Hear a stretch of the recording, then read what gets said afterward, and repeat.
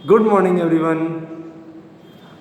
ये जो next video है हम लोग इसमें आ रहे हैं topic on the structure of nephron.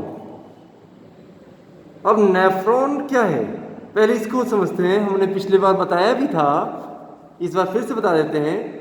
Nephron kidney का फिल्टरिंग यूनिट है, मीन्स किडनी फिल्टर करता है। मगर अगर कहा जाए उसका कौन सा पार्ट फिल्टर करता है तो वो हो गया नेफ्रॉन। जैसे हमारे बॉडी का जो बेसिक यूनिट ऑफ लाइफ, अगर हमारे बॉडी के कहें तो सबसे छोटा यूनिट क्या है? Cell. In a similar way kidney का जो बेसिक फंक्शनल यूनिट है वो नेफ्रॉन हुआ। और यही nephron, each and every nephron, वो बॉडी के अंदर, किडनी के अंदर ब्लड को फिल्टर करता है और उसका जो वेस्ट मटेरियल होता है उसको वो बॉडी से पास आउट करके बाहर यूरिन के फॉर्म में निकाल देता है। इसी नेफ्रॉन को हम यूरिनिफेरस ट्यूबूल भी कह सकते हैं। दोनों का एक ही मतलब है। तो नेफ्रॉन है क्या? एक्चुअली ये जो नेफ्रॉन है, ये इसका तो हम फिगर अभी दिखाएंगे, पहले ये लिटरेचर देख लेते हैं इसका। तो नेफ्रॉन जो होता है, यही मिलियंस ऑफ नेफ्रॉन्स पाए जाएंगे ईच किडनी में। मतलब एक किडनी में मिलियंस ऑफ नेफ्रॉन्स होंगे और मिलेंगे।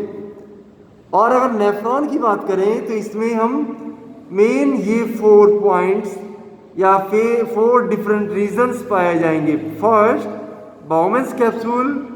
Second is PCT, means proximal convoluted tubule. Third is DCT, DCT means distal convoluted tubule. And fourth is loop of Henle. ये यू शेप्ड स्ट्रक्चर होता है। एक एक करके हम चारों को देखते हैं। तो पहले हम आते हैं बाउमेंस कैप्सूल पे। What is Bowman's capsule? तो जो कप शेपेड या बॉल शेप्ड जो स्ट्रक्चर होगा उसे हम बाउमेंस कैप्सूल करेंगे। And has an internal hollow space. इसके अंदर हॉलो स्पेस होगा। ये कटोरे के शेप का होगा या कप के शेप का होगा, जिसके अंदर से एक ट्यूब टाइप स्ट्रक्चर कंटिन्यू करेगा। It has an internal hollow space which continues into tubule. Actually tube होती है पतली फाइन पाइप और ट्यूबूल और भी छोटी पाइप। अब सोचिए माइक्रोस्कोपिक अगर उसमें होल होगा तो वो कैसा होगा? तो इस तरह के स्ट्रक्चर को हम ट्यूबूल कह देते हैं। अब कहेंगे आउटर कैविटी ऑफ कैप्सूल, मतलब बाहर वाला कैविटी जो बना होगा बाउमेंस कैप्सूल का, वो क्या चीज का होगा? Filled with glomerulus. ग्लोमेरुलस हम कहते हैं a knot like intertwined mass of blood capillaries. अगर इंटरवाइंड को समझना है तो आप ऐसे समझिए, धागे का बहुत बड़ा बंच है जो खुले में रखा है और कोई सिस्टमेटिक ऑर्डर नहीं है। हमने धागे को रील में से निकाला और एक के ऊपर एक रख दिया तो वो अनसिस्टमेटिक स्ट्रक्चर होगा। बस वैसा ही नॉट लाइक इंटरवाइंड मास हमारे ब्लड कैपिलरीज में होगा।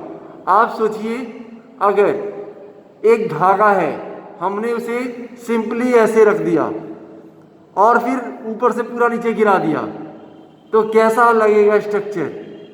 जैसा स्ट्रक्चर बनेगा, मतलब उसका एक छोर और दूसरा छोर पता ही नहीं चलेगा। इस तरह के स्ट्रक्चर को हम इंटरवाइंड कहेंगे।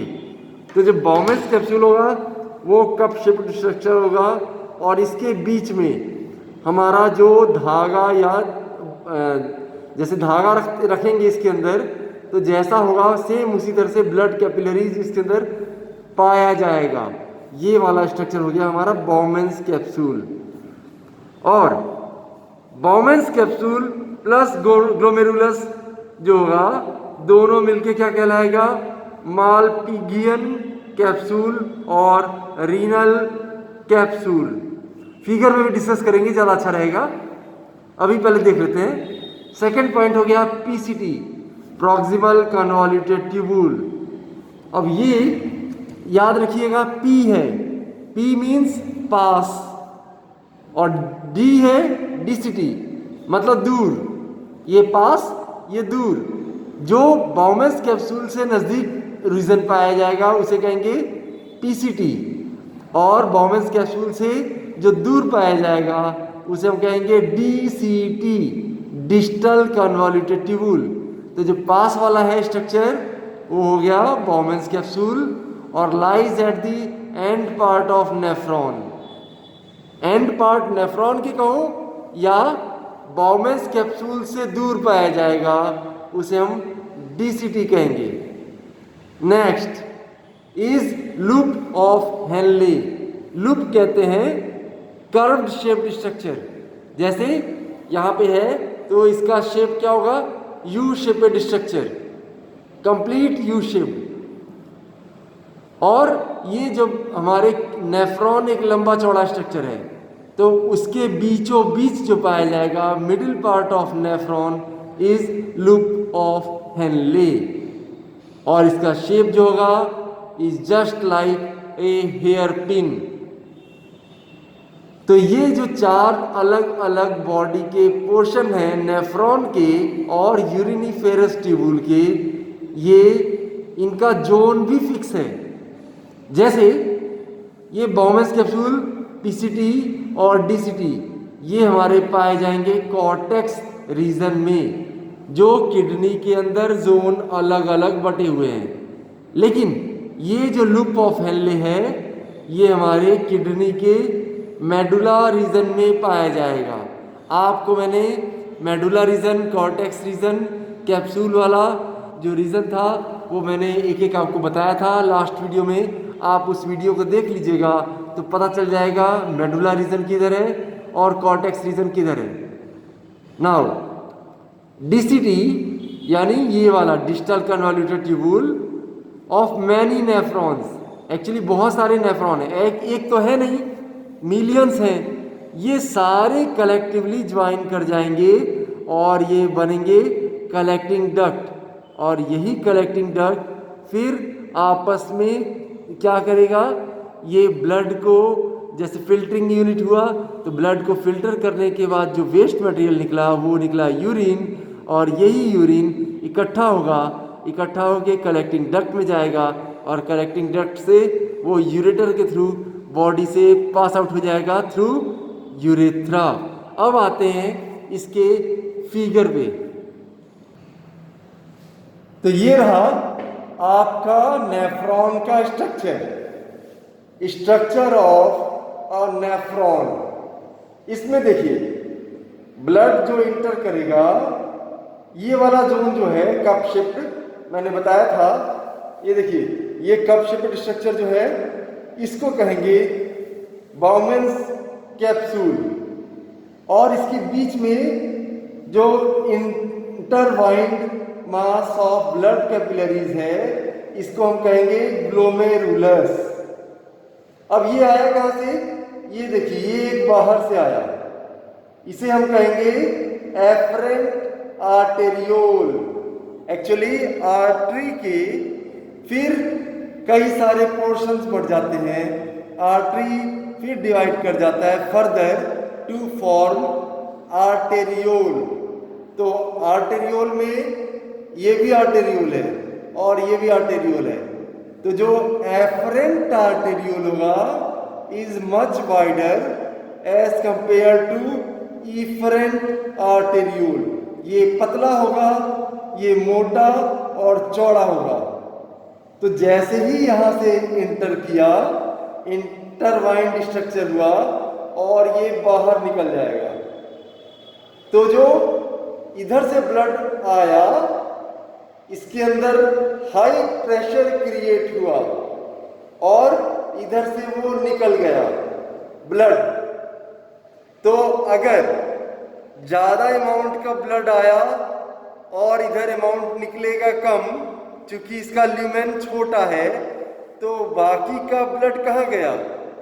तो वो बाकी का जो ब्लड का जो मटेरियल है, खास करके जो waste out material, toxic material, glucose, ions और भी बहुत सारे ऐसे छोटे छोटे माइक्रो न्यूट्रिएंट्स, वो इस जगह प्रेशर के कारण ब्लड से छन गया, फिल्टर आउट हो गया और इस पैसेज के थ्रू नीचे आ गया। और फिर यहाँ क्या है? Curve shape. देखिए आपस में ये कर्व है, ये कर्व शेप और भी ज़्यादा हो जाएगा, तो इसका कर्व शेप के कारण इसका जो वेस्ट मटेरियल है ये इधर से रिलीज हो जाएगा और इस रीजन को हम कहेंगे पीसीटी, जो बाउमेंस कैप्सूल के बगल में है, पास है, ये दोनों पास पास है।